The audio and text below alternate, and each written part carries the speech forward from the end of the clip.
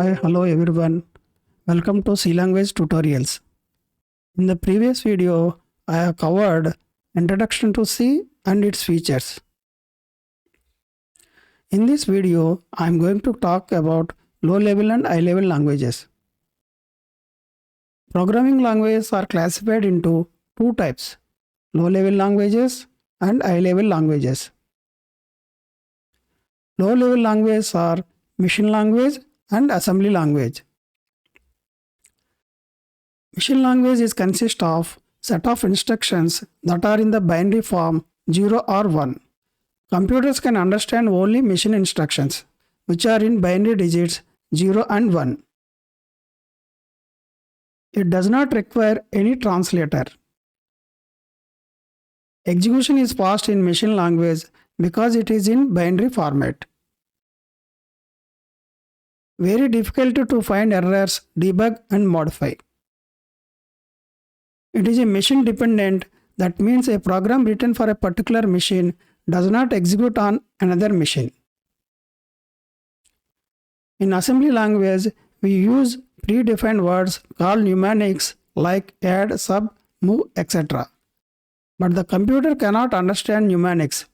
So we use a translator called assembler, which takes assembly code as input and produces machine code as output. Assemblers create one machine code instruction for each assembly instruction. It is easy to read, write and maintain. The assembly language is a machine dependent. High-level languages use human understandable language like English to write program instructions. It has a set of grammar rules that are used to make instructions. It is easier to understand for the users, but the computer cannot understand it. We use compiler or interpreter to convert high-level language into low-level language. Languages like C, C++, Java, Python, Fortran, etc. are examples of high-level languages.